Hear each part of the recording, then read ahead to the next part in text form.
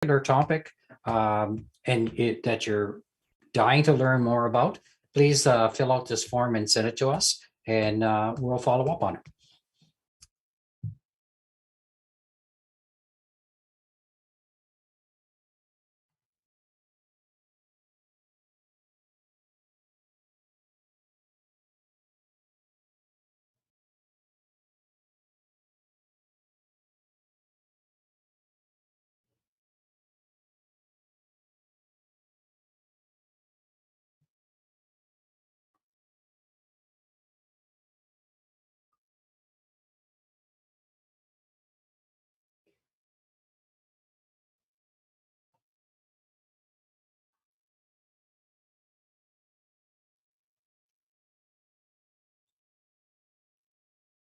Eduardo, sorry, she's an apology. She's an apology for today's call.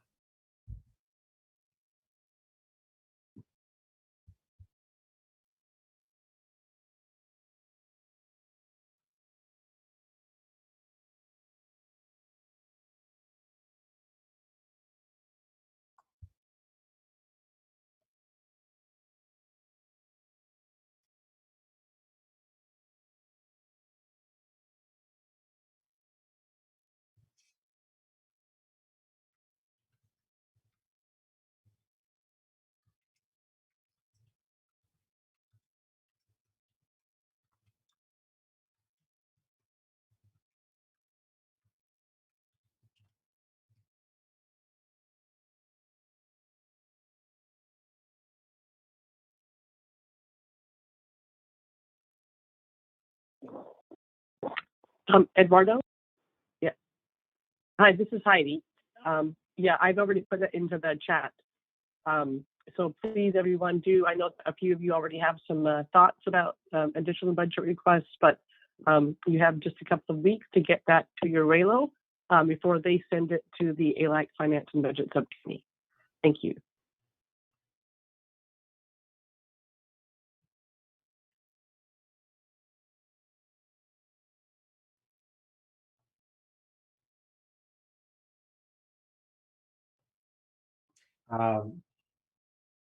Yeah, there's one more thing that I need to mention. I'm calling out Jonathan and David Mackey. They volunteered to, we're going to be assessing our web presence, the navigation, the look and feel. So the committee will be assembling with yourself, Eduardo, fairly soon. So if anybody, I think we've closed that committee. So we should be organizing our first Zoom call fairly soon. So I'm not sure, Eduardo, are you around next week?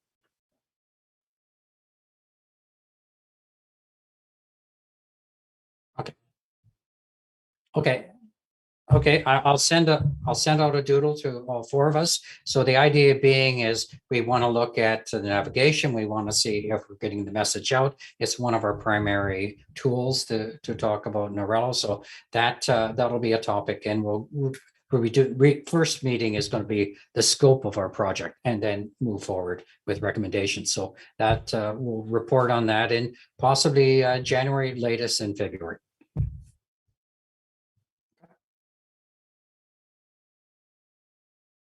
Great, thanks everybody.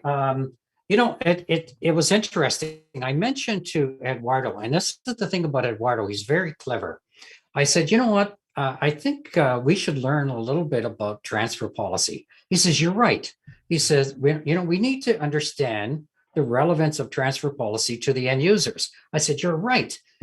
And he says, you will moderate the session. And so I said, okay, I'll do it. And now I have to let everybody know this is something I'm no expert at all. I'm happy to moderate this. And I think we brought in a great panel. And in fact, I've asked Michael to join us as well, and after the introductions. And then I'm going to ask Michael to sort of give some historical context, because I can't do that. I went through endlessly the Icann website. It's sort of convoluted, but maybe because Michael was on the board years ago, maybe he can sort of level set the historical context. So Sarah, Daniel, and James, you're off the hook on the first thing, but I wanted to do a quick round the table so you guys know who everybody is. If I may, starting with Sarah, maybe you can just open up your mic and and say a little bit about yourself. Thank you. Hi, I'm Sarah Wyld. I work with TUCAS. I've been here for just over 4 years. And before this, I was working at another registrar for about 10 years. So I've been in the industry for some time now. My title is Policy and Privacy Manager. So I spend half of my time enjoying Icann policy development work and the other half doing internal data governance within the TUCAS organization. And in terms of the transfer policy, my first sort of real memory of the new transfer policy is from the 2013 RAA, when that new policy, I think, came into place at the same time or together connected. So we had to implement that at my previous workplace. So I got the really operational implementation fun part of it as a user. And then now I have the pleasure of being a member of the Transfer Policy Development Working Group, helping to represent registrars. Thank you. Perfect. Thank you. And I guess you missed Graham, that he moved on to the DNS Abuse Institute. I do. And of course, I'm still in contact with Graham. I was talking with him only just a few minutes ago, but I do miss getting to work with him on a day-to-day basis. Yes. Perfect. Okay, I'm going to stay, because what I'm looking on the screen, I'm just going to go across the top. James, would you mind introducing yourself? Sure. Thanks, Glenn. Appreciate the opportunity to be here. I am part of the Transfer Review PDP. I'm representing registries in that context, one of our two designated delegates there. I have a long history with Icann, been around since pretty much its inception. My role started with the Security and Stability Advisory Committee. I grew into the registry stakeholder group when I joined Affilius back in 2009, and now I'm actually part of Donuts, since Donuts acquired Affilius just about a year ago. In fact, we're like 10 days shy of having been acquired a year ago. So just been around and involved in things a long time. I consider myself a security technologist. I have been all of my career, which spans more than 3 decades. Just a lot of activity in standards development, policy development has been the last 10 or 15 years of my life. I started out my career doing protocol development and security technology development and deployment and that kind of thing, and just migrated up to being a public face of activities that are going on. So that's where I am today, and a lot of activity. Oh, I should probably mention, just for completeness, one of the hats that I do wear today is I was appointed as SX, as the Security and Stability Advisory Committee, as their liaison to the Icann board, a seat which I took on October 28th of this year at the AGM. But I'm here representing, wearing my Donuts hat and wearing, representing registries in general, just to be clear for the transcript. So thanks. Perfect. Thanks again, James. Just carrying on. Michael, how do you pronounce your last name properly? I may have messed it up. Pelage. Pelage? Okay. Pelage, yep. Okay, perfect. Michael, tell us about yourself. Well, I would say most people have probably been around, have known me, who's been around Icann and probably have come across me. My first exposure to the domain name space was 1994. And one of the first people I actually met was actually a fellow attorney, John Berryhill. We were both attorneys in Philadelphia. So as John and I like to joke, we were probably doing domain name disputes when they were still free, before Network Solutions even started charging for it. As a result of that initial interest, I was involved. We were one of the first 37, I believe 35 or 37 Icann accredited registrars. Served as the initial chair of the registrar constituency, served a 3-year term on the Icann board. There's probably not any position I have not yet held except for the GNSO Council, although I have no interest in ticking that box before I head out the pasture. But I generally work, I would say, predominantly with registries over the last, say, 15 to 20 years, but do work with registrars as well as business, IPC, pretty much everyone. So great, thank you. I'll circle back to you in 1 minute, but let me turn over to our colleague, Daniel. Please go ahead and say a little bit about yourself and how you're involved with the committee. Yeah, thank you very much, Glenn and the team here. I'm happy to be invited for this NARALO meeting, especially in the Transfer Policy Review Working Group, also as a representative at large. Just a brief history about my involvement with Icann and the technical community. It dates way back from 10 years plus, especially when I started my engagement with the AFRINIC, that is the Africa Network Information Center, as a fellow. And then later on, when I started diving deep into engagement with Icann, I happened to be a member of the Registration Data Services Working Group. By the time it was being chaired by Chuck Gomez, who later left on to take on other respective tasks. But when it comes specifically to the domain industry, I have been involved in the domain industry for over 8 years of experience, and I've been working with various registrars trying to make sure that domain disputes are solved. And my latest role is trying to deploy the Internet Africa, a platform to be able to promote the modern internet standards.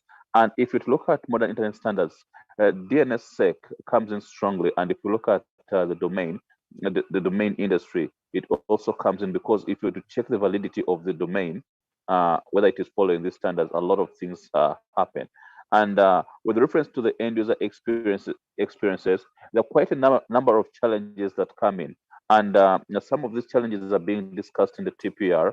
Just to mention, most of the end users happen to work with resellers, and they seem not to know the underlying issues or policies that govern their respective ownership of the domain. So they don't know whether they're registrant or not. So probably we shall be diving deep into this discussion as we get on. Let me get back to Glenn. Yeah, thank you. You're biting to jump on the horse and ride. So just hold that thought. It's excellent stuff. I've been amiss to acknowledge a few people, and I'd like to acknowledge, first of all, I don't know what time it is, Maureen, and where you are. I'm not sure if you're in New Zealand right now or Cook Islands, but it must be in the middle of the night. Thank you so much. Maureen Hilliard is the chair for At Large. Thank you so much for joining us today. But also, I want to do a shout out to Nalia and Joe of the North American Icann group. So they've also joined us in our own special ALAC member, which is Marita and Jonathan. So thank you all for coming. I want to start off with some history. And as I said earlier on, I thought myself, I said, let me find some history here. And it was really, the website that Icann had was a little bit convoluted. And I said, I know who somebody's been there at the early days. And so I emailed Michael. I said, Michael, could you join us and sort of give us for the benefit of everybody, a little bit of a history on what the transfer policy and the rationale and what's important. And for all of us here is we're part of the end user community. Why is this policy relevant to us? Over to you, Michael. Thank you, Glenn. So I think in starting this journey, we need to basically go back to, if you will, the white paper and the recognition of Icann. So Icann was incorporated, I believe, November of '98. It was recognized shortly thereafter. And one of the first announcements that Icann did was, I believe, in March of '99, where they announced the first 5 testbed registrars. Let me see if I can remember them. Register.com, AOL, register.com, AOL, Melbourne IT, and now I'm sitting there. I'm drawing the blank on the other 2. I will remember them before. It was not was it? I don't believe it, well, that was AOL. Anyway, what happens is Icann announced the 5 testbed registrars. When they did the announcement, they actually listed all 37. I believe there was 35 or 37 applicants. So Icann basically initially approved all of the initial registrars, but it said it was going to move forward with a testbed stage where they identified those first 5 companies. And one of the things that we began to learn in those early days, and when those first transfers away from network solutions began to happen, was that there was some criminal activity amiss. There were some people that were actually, if you will, submitting transfer requests. Now, what's important here from a historical perspective, and Jim, you'll appreciate this, before the EPP, during this testbed stage, during this initial commercialization or the bifurcation of the registry and the registrar market. The old protocol was the registry registrar protocol. And I was actually, in preparation for this, I was going through some of the old RRP documentation. And one of the things I saw in version 2 was they actually put in basically a NAC request, the ability to deny a transfer request. So initially, when Icann was starting off, this was all about how do we sit there and do we facilitate the movement of domain names, domain name portability, to spur innovation, all this good stuff. But surprise, surprise, the criminal element decided to exploit that. Early on, I would say that was probably in the summer. We met in Reston. I don't know if it was the Marriott or the Sheraton down there in Town Center. And the initial registrars came together, and Jim, you'll appreciate this. That was actually the first time where I met, Hal Lupson and Scott Hemphill face to face at that meeting. And in this meeting, and I give Network Solutions credit, I believe they actually, to the best of my recollection, I believe they paid for the hotel space. It was rather nice of them. But invited to that meeting was a representative from the FBI who said, this is not good. You really need to sit there and to begin to address this problem. So that at the earliest days, even before full competition, there were criminal activities happening, and registrants and businesses were being harmed. Now, that was, as you say, the earliest of days.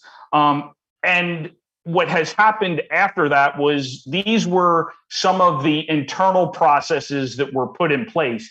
And initially, before we were actually able to address it from from a technical perspective, the lawyers actually got involved in saying, okay, when we identify this, how can we come up with agreements that will allow us to get the domain name back to where it needs to be?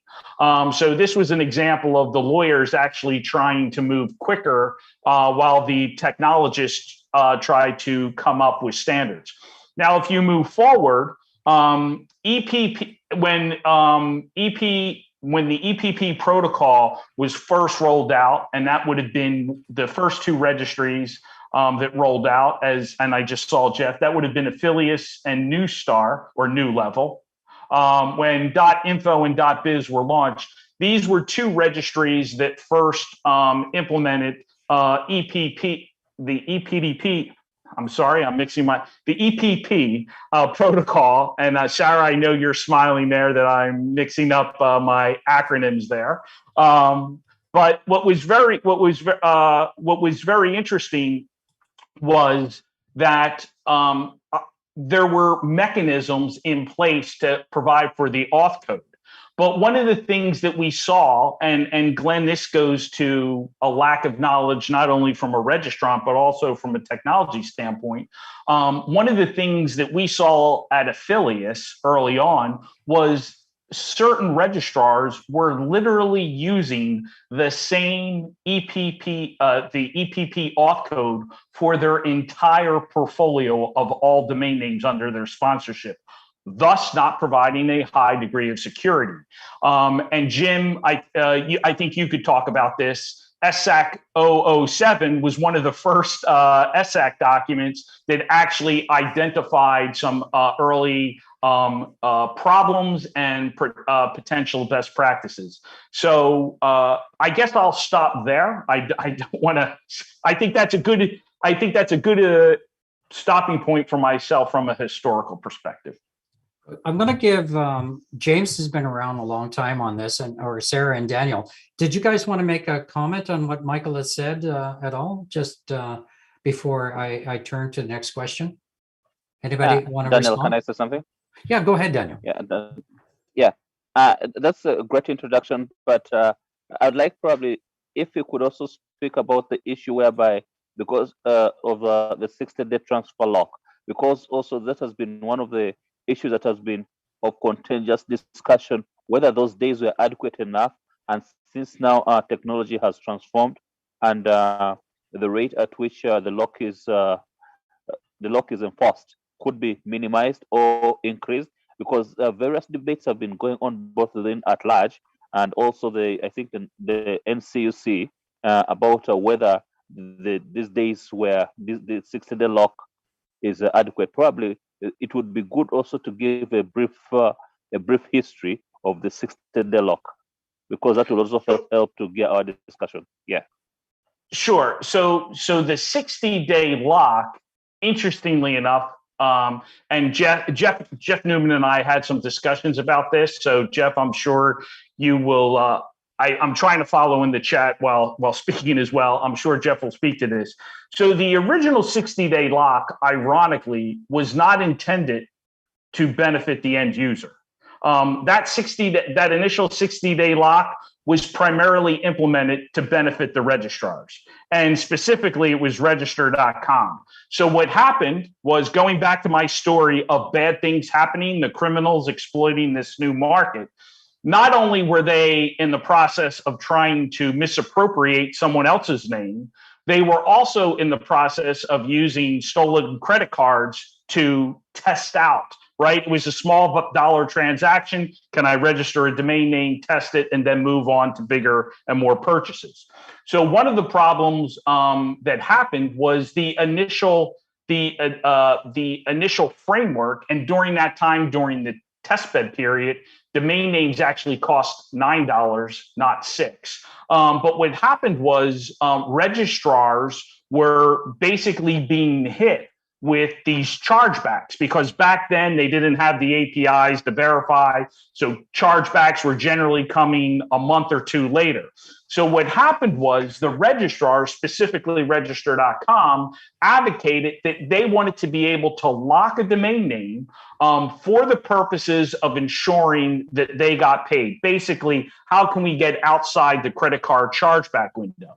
And then what happened was, if in fact there was a credit card chargeback, in that scenario, the registrar, as was explained by register.com, is, well, if we've not been able to be compensated, we've had to pay, since we've already paid then Network Solutions or paid the registry operator, we have the ability to perhaps recoup that by reselling the domain name. So that is the interest. That is why the 60-day came into play. It was purely originally about registrars being protected about credit card chargebacks. Now, as Jeff and I have discussed, over time, that 60 days has been relied upon for other reasons and has now kind of taken a life on of its own. And I'm not saying whether that's good or bad, but going back to why it was originally done, it was not about registrants, it was all about registrars. Okay, perfect. Thank you. I want to turn to Sarah. Oh, sorry, James, go ahead. James? Yeah, so I was just going to comment, maybe Sarah can add to this. Well, maybe not, but Michael might know the answer to this too. Since Michael mentioned SAC 7, which was done back in 2006, and that was SAC's first entree into saying all of the things which they've been updated a little bit piecemeal, but this current transfer review policy, one of its interesting things is it's finally taking a holistic view about the transfer review process and really giving the auth info code its due.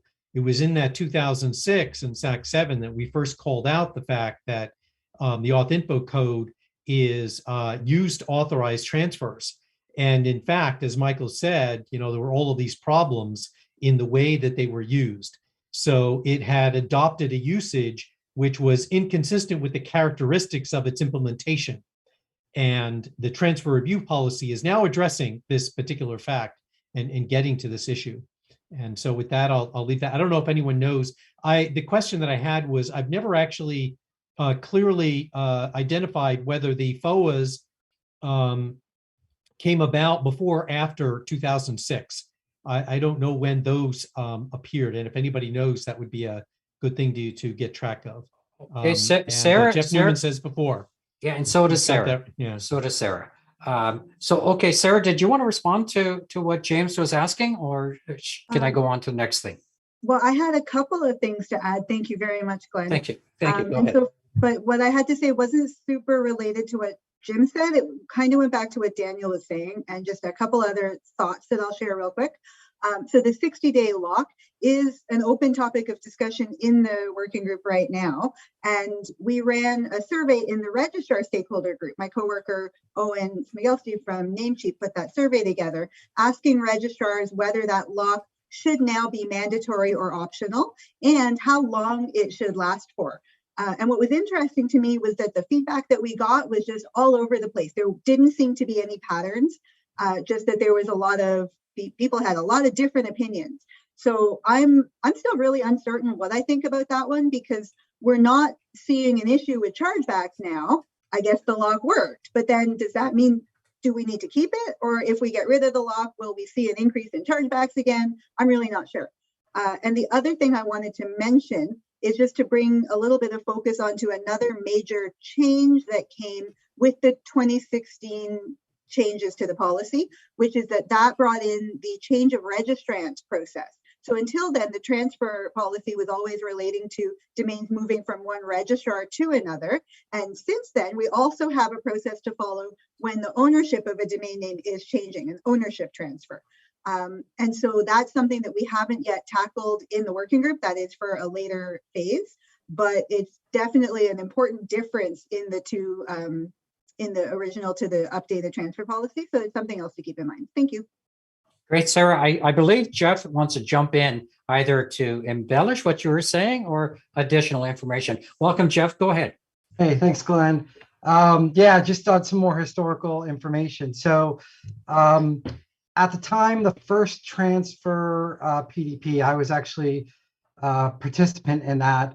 And I remember two cows, especially Ross Rader, being, you know, I can't remember if he was the chair or was just so incredibly involved, but we were having an issue at the time. All the registries were having, or sorry, registrars were having an issue because Network Solutions at the time was finding reasons to NAC or deny almost every single transfer request.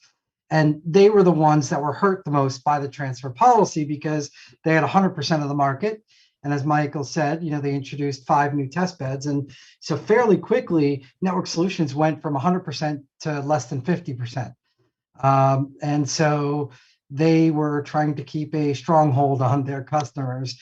And so for a lot of reasons, we had this transfer PDP.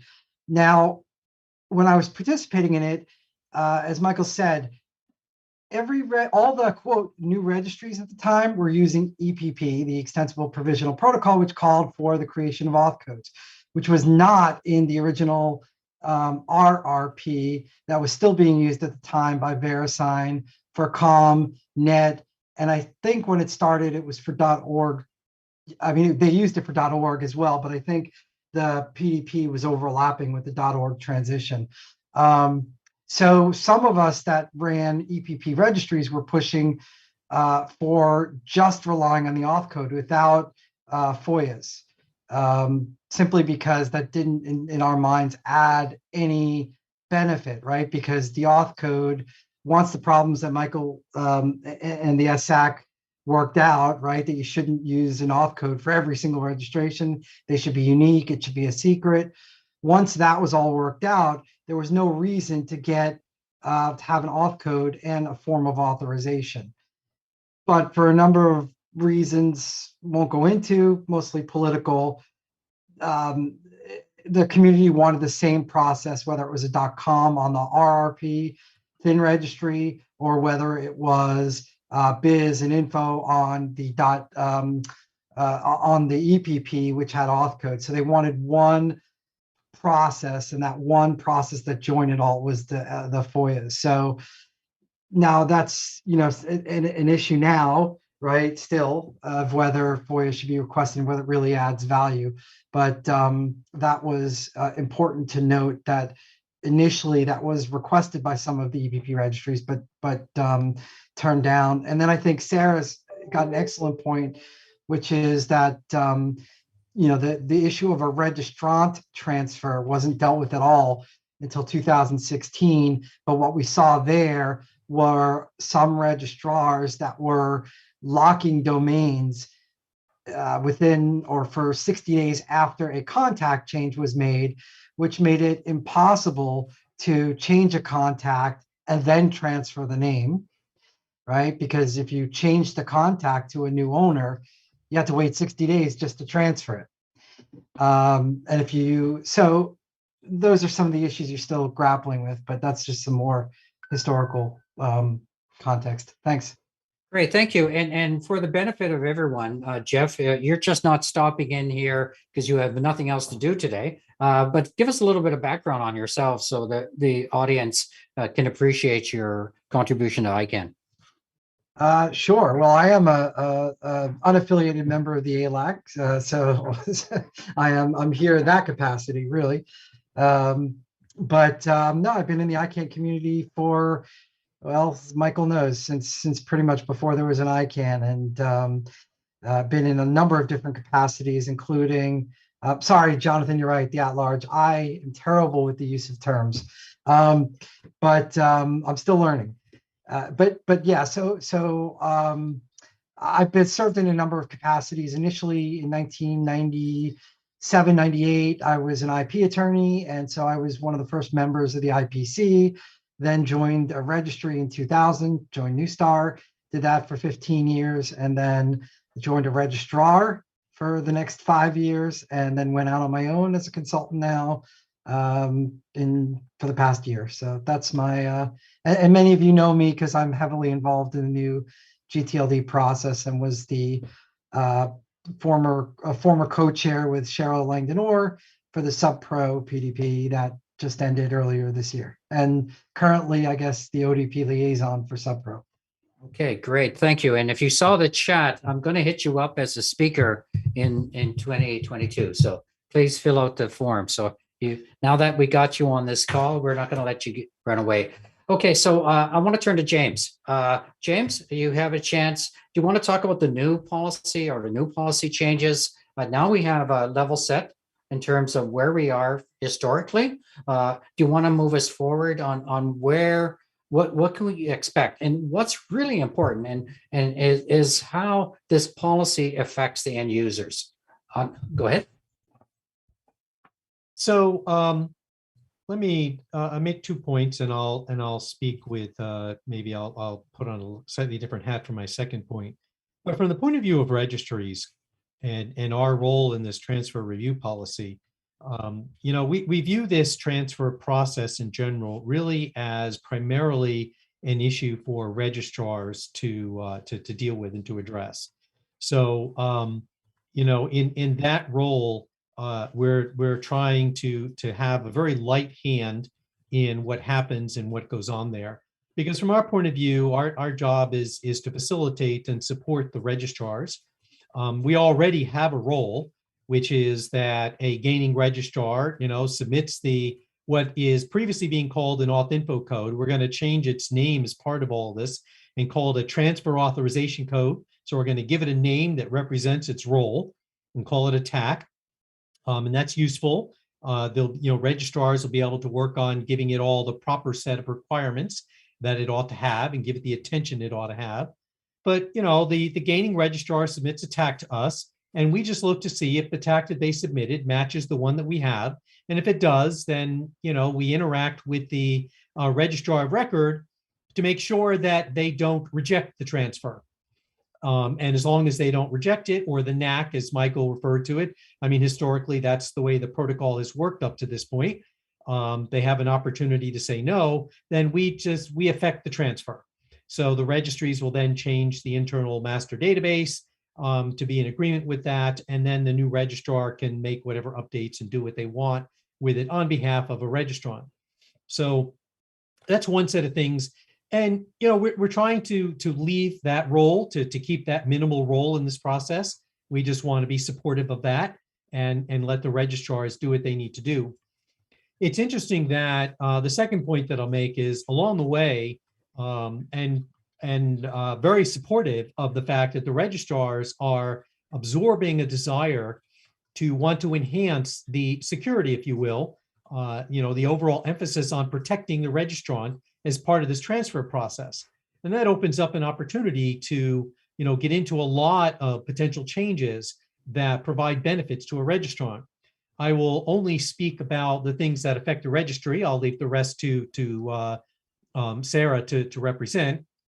But I've tried to be a bit of a contributor on the security side to some of the principles that letting the group deal with them. But what affects a registry in this respect is there is an opportunity for registrars to help support there's an opportunity for registries to help support registrars in their management of the TAC. And so, the registrars have been giving some consideration to placing interesting rules like when the registry stores the TAC, when it has one that it now has to worry about on behalf of the gaining registrar, for example, that should be encrypted. I mean, that should be an obvious requirement. And sure. I think that most registries probably already do this. I know that, we do, for example, and I'm sure that many others do, but it's not, it's not a requirement. And it really ought to be, you really ought to provide that particular protection to that particular characteristic. And there are some analog restrictions on or requirements on registrars that are consistent with that Sarah will talk about when she talks about the registrar role. So there are a number of things that we're getting into. And then the last point that I'll make in this space is that using the TAC as a transfer authorization code and declaring that it functionally has that role provides a basis for re-examining the presence of the FOA and those authorization forms. Now, the temporary specification, of course, made the FOAs not be necessary. So that was sort of, deployed in 2018. But now we're making that an integral part of policy, and we're adding all the rest of the details around that. So giving the auth info now a TAC, a well-defined role, a well-defined name, gives you the opportunity to create all the appropriate characteristics that really do get us to a place where the FOA is not necessary in a digital world. You really want to create a more digital, kind of opportunity for these things to happen. And so that I think is a good thing, and we're on that path. And that's our role as registries, to support registrars in this tremendous pickup that they're doing in going towards this. So I'll turn it back to you and let Sarah speak about those issues. Yeah, exactly. I want to turn over to Sarah. You were singled out, Sarah, before I turn to Daniel. Can you address that issue that James brought up? For sure, yeah. And so James was just talking about the gaining registrar FOA. I'm actually going to take a little step back and speak a little bit differently before I get to that.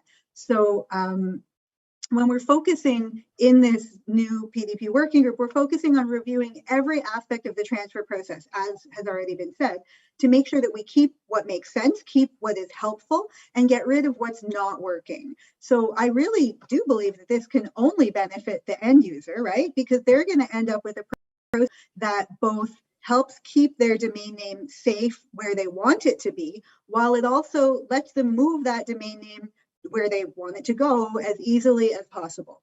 So everything that Jim just mentioned about the security of the process is really geared towards that end user just ability to own and manage your services where you want them. And that's, of course, really crucial for registrars as well. We want happy customers, right? So I think the most noticeable change that we're going to see coming out of this policy has already happened, and that's no longer using the gaining registrar form of authorization, the FOA email, as Jim just mentioned. Yeah, so I could get into why we can't do that for a variety of reasons if people are interested. I think the real upshot is that it's been, like 2.5 years already? 3? When was 2018? It was a while ago. And we have not seen any problems. There's maybe a couple of problems. We don't have a systemic issue to resolve with that. So getting rid of it is a very safe choice, I think, and just makes more sense for everyone. And then thinking about tax security, so Jim mentioned that it's encrypted, and we're going to see other standards or security requirements for registrars to follow. So there would be a standard for how long it needs to be in terms of how many characters. There could be, I think, a standard for what types of characters to use. I actually can't remember offhand if we're going to formalize that or make a suggestion, right? So there's some things need to be in policy, some things can be implementation notes and still be beneficial. And then the other really interesting thing is that it will have a TTL, a time to live. that once that TTL expires, the code disappears and can't be used anymore. So if a person does request their code and then not do their transfer, they don't have to worry that if they forget about it, leave it in their email, and then it gets hacked a year later, that they're going to lose that domain name, right? So that TTL, I think, will be very beneficial. And then also, the code won't always exist. It will only be created when the registrant requests it, not when the domain is created. And then, so it gets created when it's needed, then it expires. When the transfer is completed, it gets blanked out again entirely. And the registry doesn't even know what the code is, right? Because it's encrypted. So they can confirm that the code provided matches the code that the registrar previously set, but they can't, it can't just be accessed and pulled out of their system. So those are all really helpful security things. And there's one more like kind of new idea that we're thinking about that I don't think exists. I'm sure it does not exist in the policy yet, which is that if somebody attempts to do a domain transfer, provides an invalid TAC for a certain number of attempts that we haven't yet quite settled on, the registry must notify the registrar, who must notify the domain owner. Maybe may notify the domain owner. We're still, it's a process. But so that's a really important security thing, right? Just like how if somebody tries to log into your Gmail account and then they use the wrong password a few times, you'll get a notification, I think. It's a good security feature, yeah. And the other sort of piece of work that we've been looking at is on the losing FOA. What kind of communications does the current losing registrar, the registrar of record, need to send to the domain owner? What's useful and what would be, like what's useful, but then what's not useful anymore, right? How much information do they actually need to provide? So we're thinking about that. Now looking at the chat, okay, so Jeff, what if it is just a typo? Yeah, that is an issue. But you know what? If somebody's entering a typo 3 times, they have a problem and they need some help with that, right? So it's not always malicious, but it is indication that there's an issue of some sort. To David's question about how many domains are transferred, that is I don't know. I would be very curious to have that information, but I don't have it. And then Jeff, to your, yes, there is a threshold. I think it's 3 to 5 attempts. And to your other question about using auth codes for other purposes such as credentialing, I think the answer is no, partly because once it's set in the registry, it gets hashed, but the registrar still has to know what it is. Yeah. So I'm not sure. I'm going to look that up.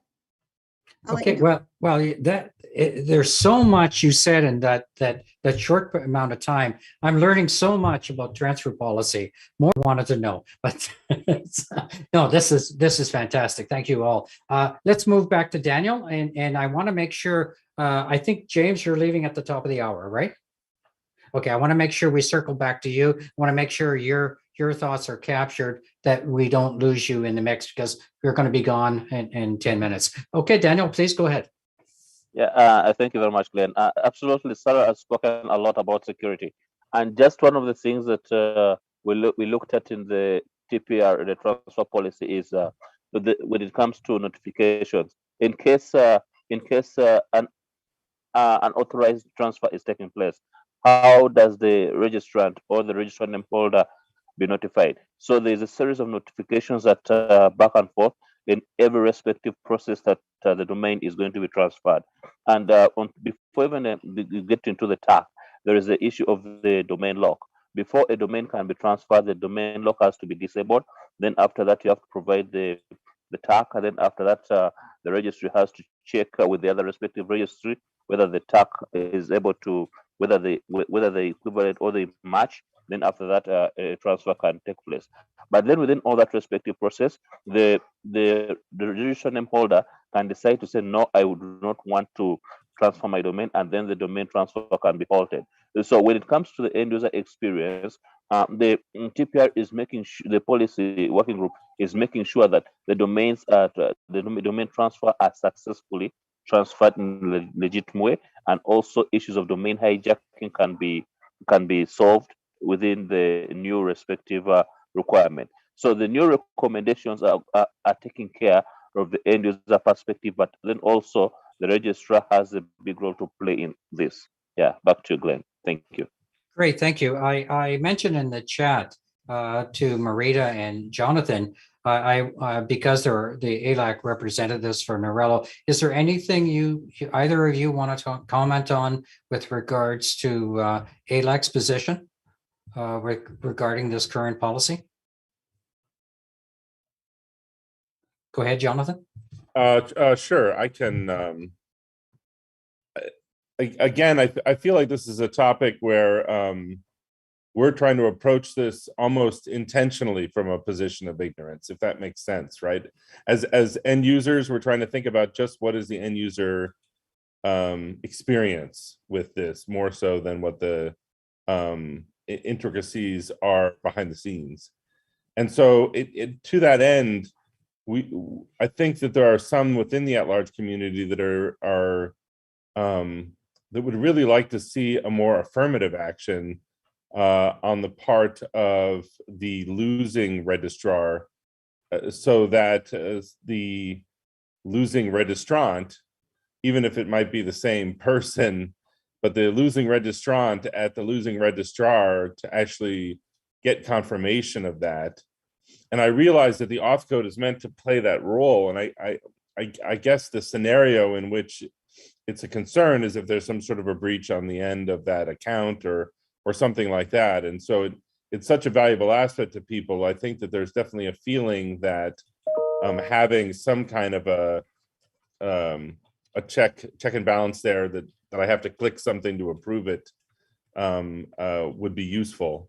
And then on the flip side of that, the long lock feels like something onerous for end users, and so we really wonder whether it needs to be that long, because that's just something that feels like an inconvenience on our end if we're not aware of what, again, just speaking from our own experience perspective, not selfishly, right? So those juxtapositions. On the one hand, I'm sorry, this is an ill-formed intervention, but on the one hand, we're saying that, hey, it's not really a problem anymore. We don't have the problems that we had when this first came out of the level of malfeasance associated with this, and so therefore we don't need to do the confirmations and the FOAs, but we still want to keep this 60-day lock because that benefits us, right? And so there's this weird juxtaposition of those two things that I think is a cause of consternation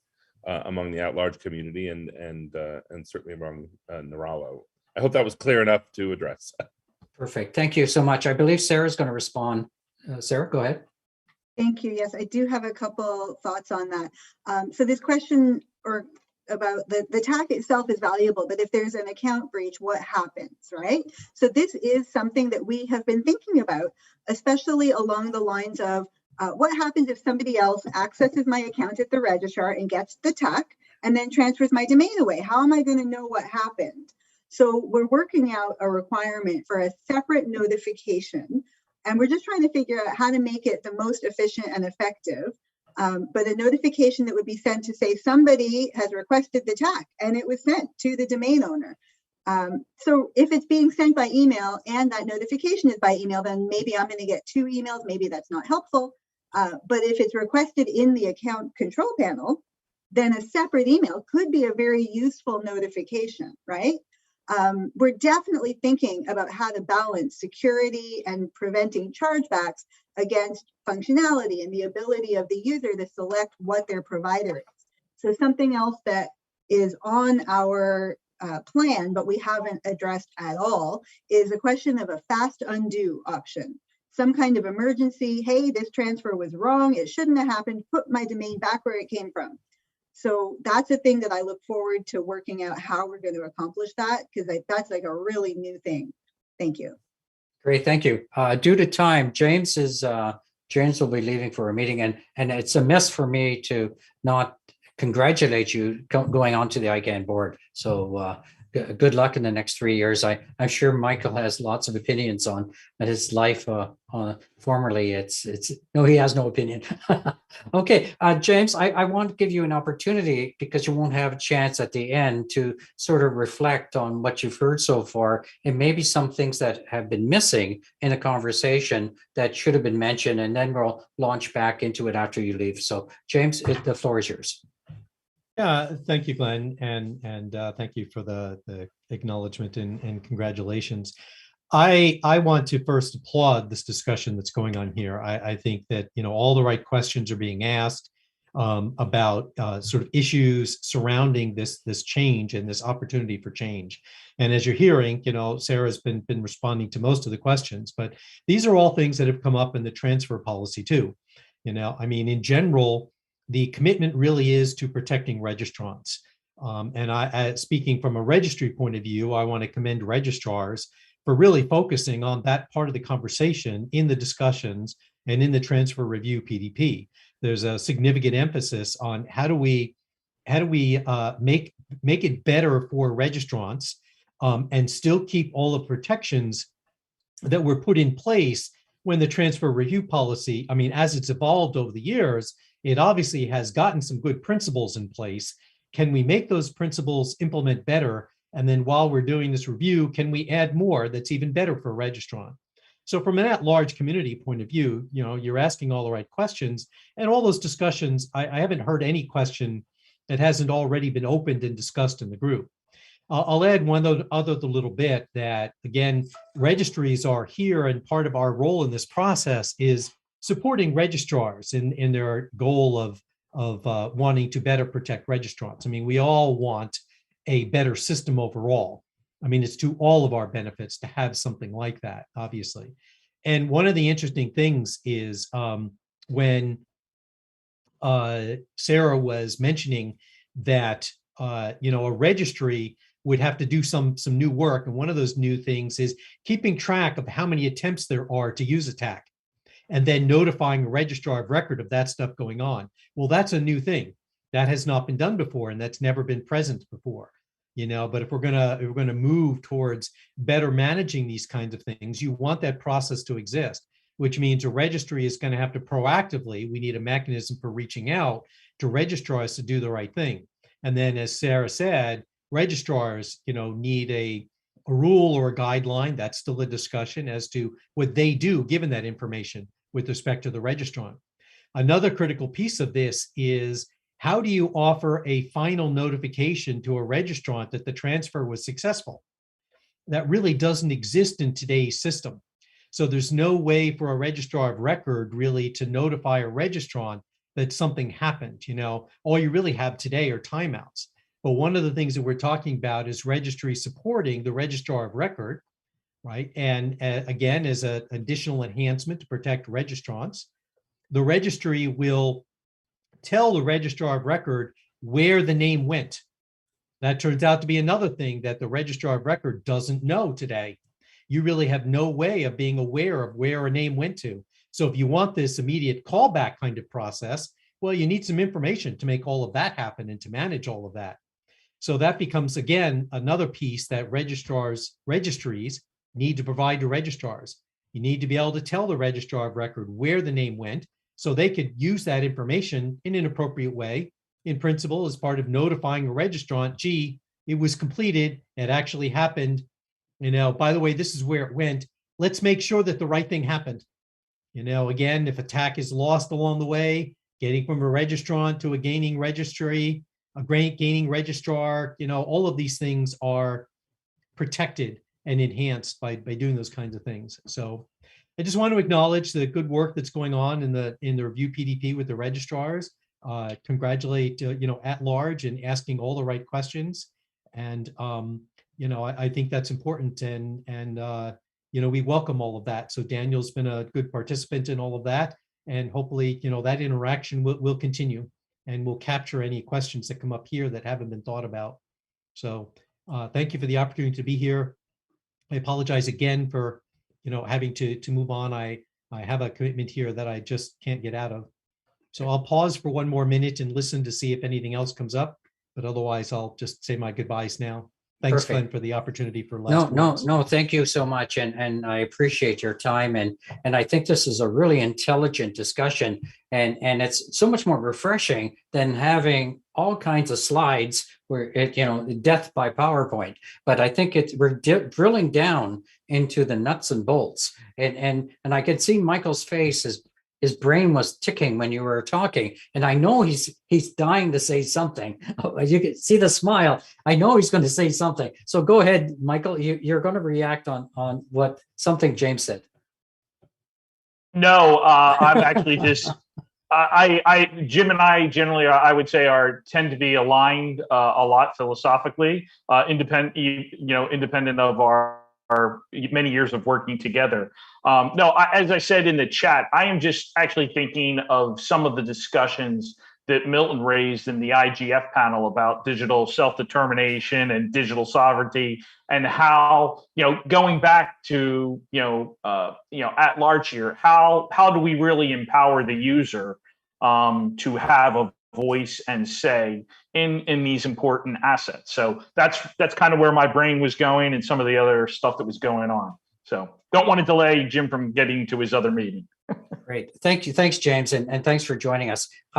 You brought up Milton Mueller. I did attend that session with him, and I think it's a wider discussion that he's having even within the at-large community. Him and Parinder, they're basically looking at the IGF leadership model, questioning the process that they actually select the people. So are you implying that maybe some of the concepts that Milton is looking at, that maybe some of the root innovations that Milton is saying that maybe should be brought into this this policy group? Or I'm not sure what exactly what you're getting at.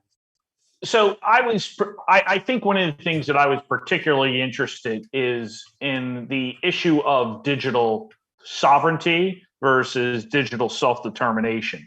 And I think sometimes sovereignty is used or convoluted in an individual capacity, which I think just messes things up. So I think Milton did a pretty good job of trying to firewall that.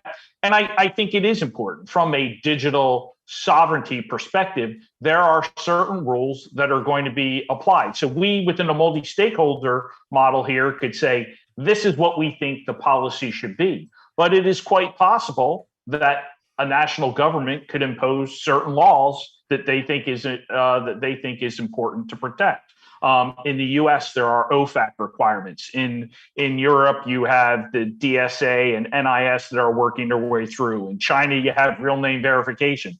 So I think it's important that the Icann multi-stakeholder model be very cognizant of how our policy development processes and practices need to work in a world that is very dynamically evolving. And that, to me, was what I really found interesting on some of Milton's contributions, that distinction between digital sovereignty, which nation states have historically had and recognized since the 16th century, well formed, and this concept of digital self-determination, and how we can protect individual users to the maximum extent possible within those national laws upon which they're bound. So these are just some of the thoughts that were kind of running through my mind when I was hearing all the other speakers thinking, and how I was trying to correlate that to everything I heard from last week's IGF sessions.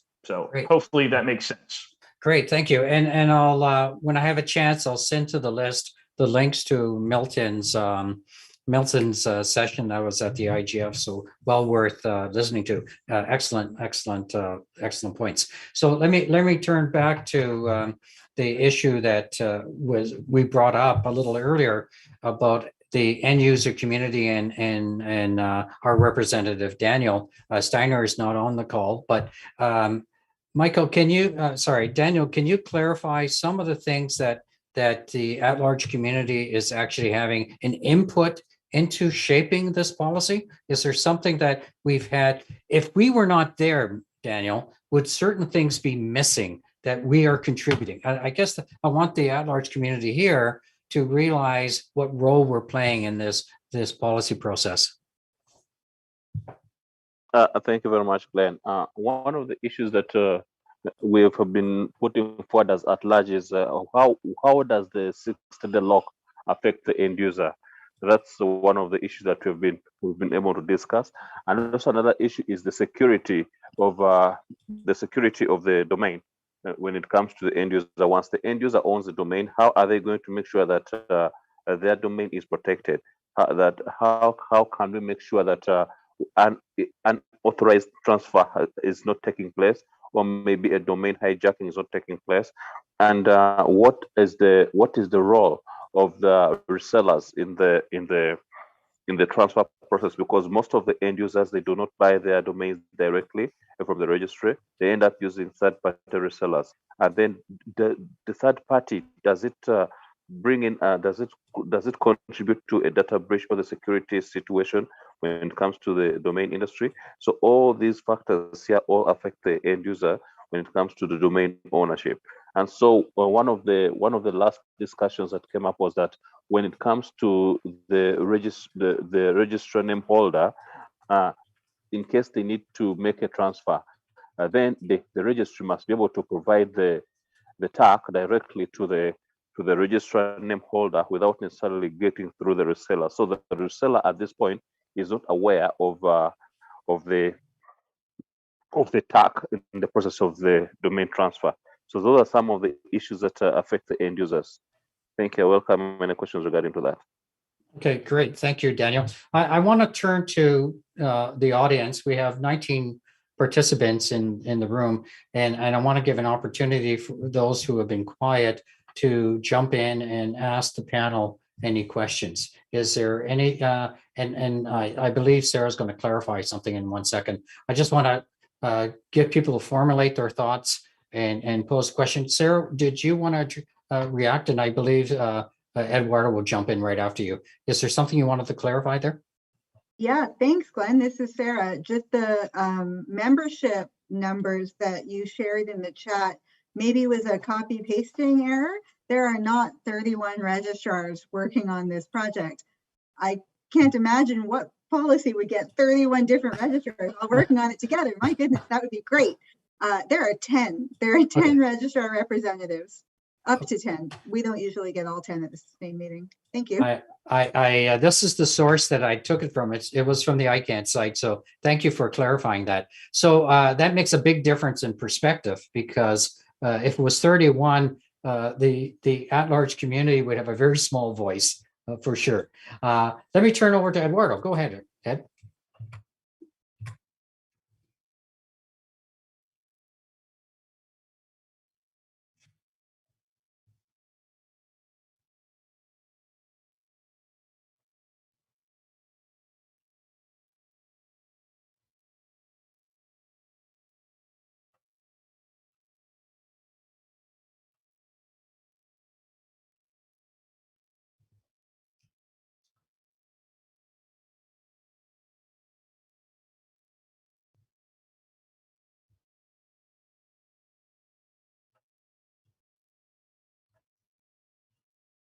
Who wants to tackle that?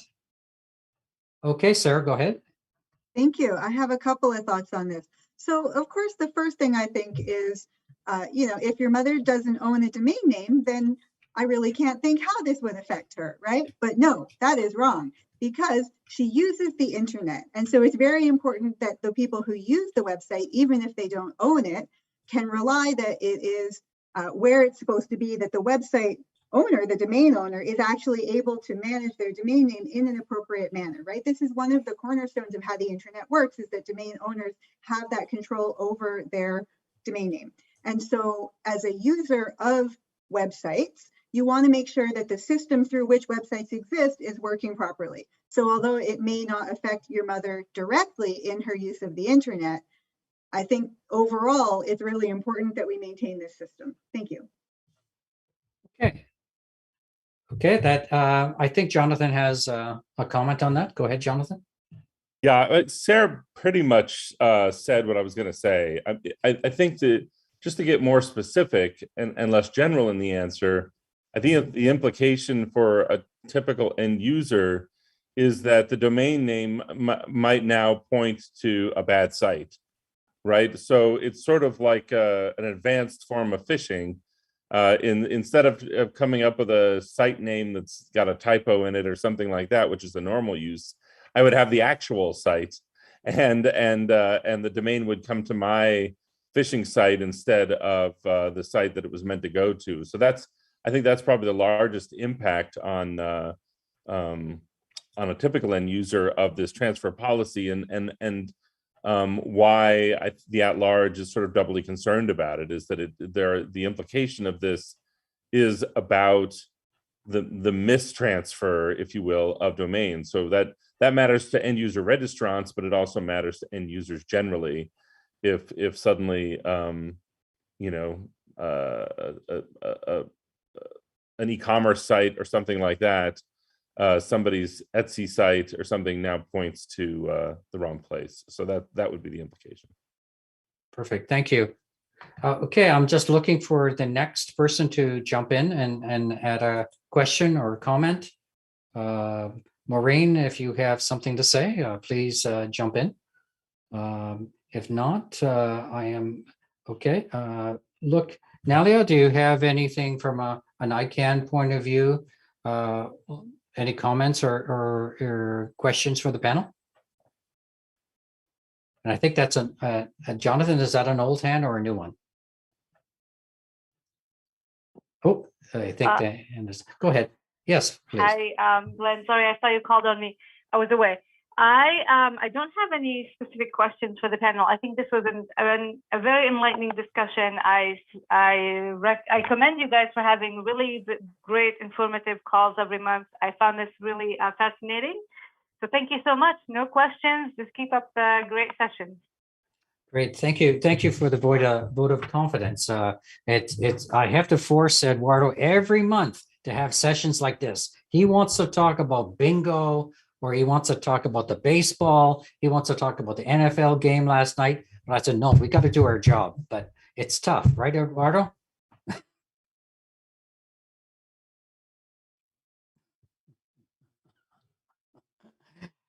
So I think, Eduardo, I don't see anything else. We're going to be able to wrap up a little sooner than expected. But I wanted to turn back to the panel and let them, just like what we gave Dr. Galvin a chance to do some final comments. So maybe if Sarah, you wanted to, I'll give it to you, then to Michael, then to Daniel, to do some final comments. Super. Thank you so much for having me. This has been really delightful. It's funny, I really enjoy this PDP. It's just a lot of fun. And working on the transfer policy has been a goal of mine for longer than I've worked at TUCAS, so several years. And I'm just really happy to finally be able to do it. I really appreciate the focus that everybody has in this call. As I mentioned in the chat, I'm pointing to the chat, as I mentioned, about the balance between security and ease of use or functionality, or the user's ability to put their domain where they want it, right? We have to figure out how to balance that, but that's not a new issue. It's not a new question. That is the fundamental question of the internet. Thank you and have a good day. Great, thank you. Let me turn to Michael. Any final comments? No, I appreciate being able to share some historical perspectives. I think this, as Sarah says, is an important topic that impacts the entire ecosystem.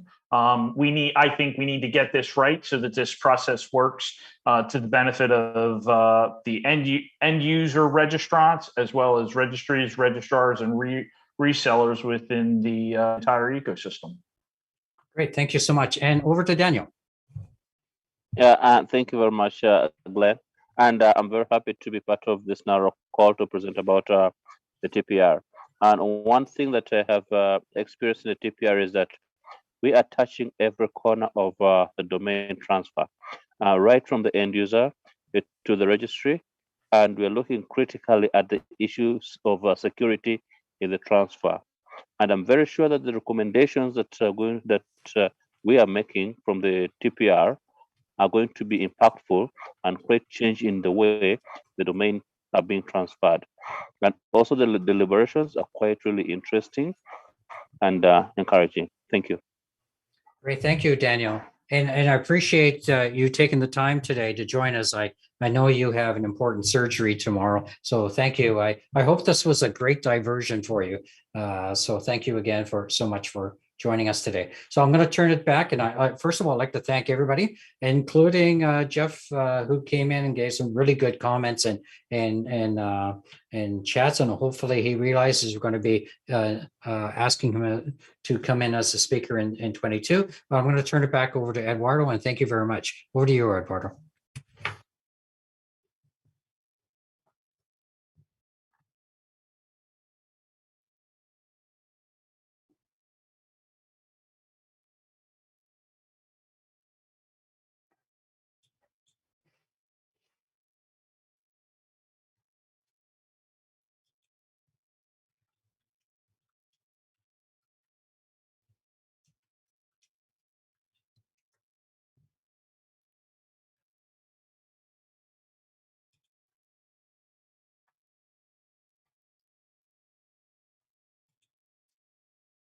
Great, thanks, everybody. Don't forget to fill out the survey and also any suggestions for future topics. So again, thanks, everybody. And hey, Marita, there you are.